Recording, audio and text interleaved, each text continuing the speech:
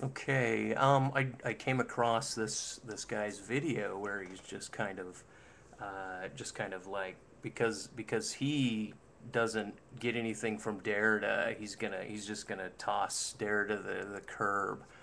And then he starts off with this bit about nobody can understand what he's saying. Like nobody can. Like if I'm not capable of, then everyone else must be hoodwinked. So all the people that are writing in his text comments, or not all of them, but a great many of them are trying to explain to him how it is he doesn't seem to understand. And I suspect this comes from a literary canon that he likes as opposed to the philosophical canon, which the literature brushes through. So he jacks Bloom off, but he blows Derrida off entirely. And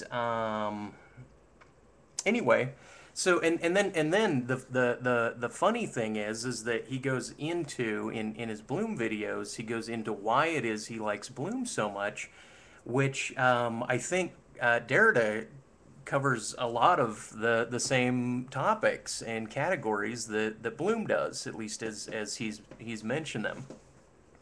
As a matter of fact, he goes into Afrocentrism, but not under that title. But he speaks about the origins of language, starting from the South, and that Southern languages are very particular about how vowels are expressed. And so you'll notice that people that originate from below the hemisphere, the living languages, they express their vowels so much more than their consonants, where when you get up into the northern languages, the consonants, Jacques Derrida, instead of Jacques Derrida.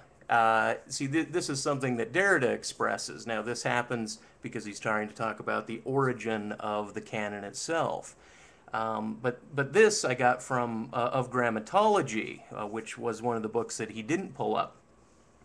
And then he brings up Bloom once again with regards to masturbation. Well, Derrida refers to masturbation and Freud's analysis of masturbation as linked to our language through what he refers to as autoaffection. And once again, if you get into the text a little bit more, you would find this. So, like a sign that snuggles up against itself, such as the sign I, starts to draw from the precognito into cognition, and this is done by a reflection between the sign and that which is signified. The I, meaning me, is auto-effective, and but then he goes into a huge milieu of discourse on this topic.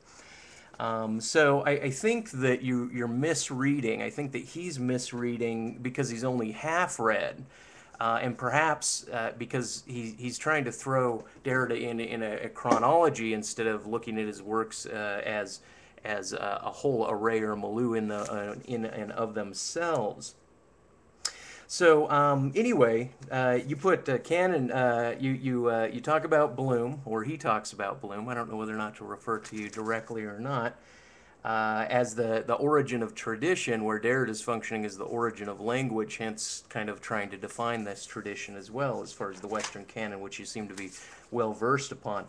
I don't think that people getting their doctorates and utilizing Derrida in their dissertations are hoodwinked at all.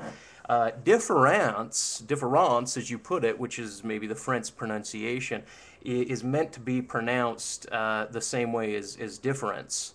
So, like difference is pronounced difference, difference is just supposed to be pronounced difference. And the reason he uses difference, which is difference, is meant to actually note the difference between texts and speech. And this is because the written difference with an A instead of the E is supposed to be noted as in text, but not phonically different.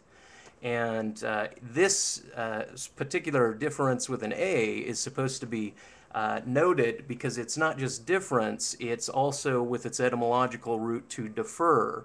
So anytime he's bringing up difference, he's also trying to defer the history of that etymology in order to show an anterior to the concepts. And this goes on to also what Derrida gives us, which is the grapheme and the phone in terms of the written or what is seen, and the graphic and what is heard. Now, dissemination, as much as you might want to criticize it, this is opposed to insemination. This is also, he's referring to text and language and philosophy here. And this is a response to a sign, as the sign is present to get us to that which is signified. So the sign being present is metaphorized as a phallus, because it's that which is present as opposed to the female genitalia, which is considered absent, which is the whole root of Freudian penis envy, or at least dialogue on that. But this has nothing to do with that particularly. This has to do with the sign itself is where a sign does not impregnate that which is signified. It is not consummating with that which is signified. And so it is, as you put it, when you were quoting, you were saying, there ain't much there, there ain't much there to the there, which is exactly the point. If there ain't much there to the there, then perhaps the sign has not consummated. It has not inseminated that which is signified. Hence, it has castrated itself, and the seed is now disseminated.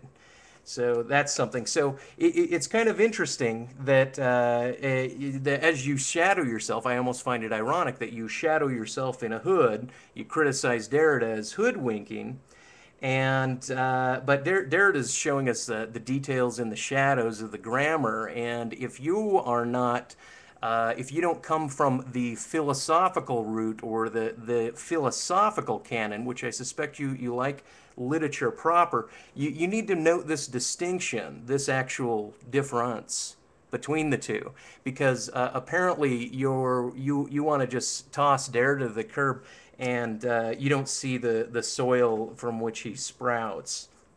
And so you've summed him up as pretty much shit. Anyway, with that, I just wanted to note, like, perhaps you need to read the books from front to back. Maybe you want to start with some Nietzsche, go through some Wittgenstein, pick up of grammatology, get kind of a root from it. But I know that you like the way that Bloom speaks, but they're really crossing categories, and apparently you don't see this. Cheers, mate.